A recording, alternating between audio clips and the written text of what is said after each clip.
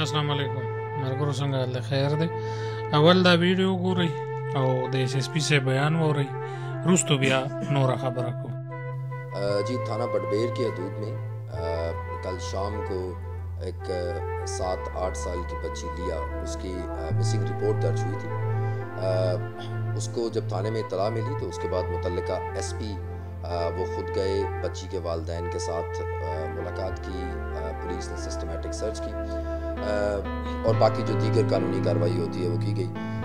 لیکن بڑا ہی دل خراش اور بہت ہی افسوسناک یہ واقعہ ہے کہ آج صبح ہمیں بچی کی ڈیڈ باڈی ایک نواحی قبرستان سے ملی ہے، جس کو کہ جلایا بھی گیا ہے.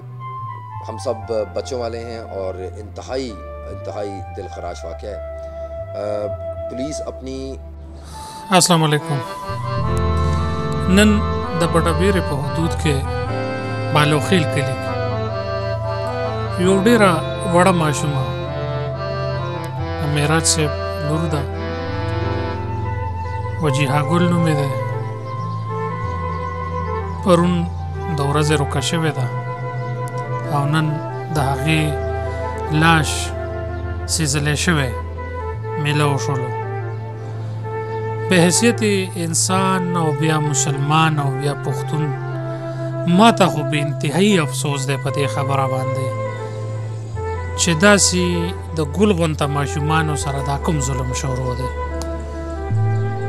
آیا دا به مخکې څه رخ اختیار کوي او قانوني په دې باندې څومره کار شوی دی؟ تر اوسه پورې یو مجرم ته سزای موت میلاو شوی، نور ژوندي ګرځي.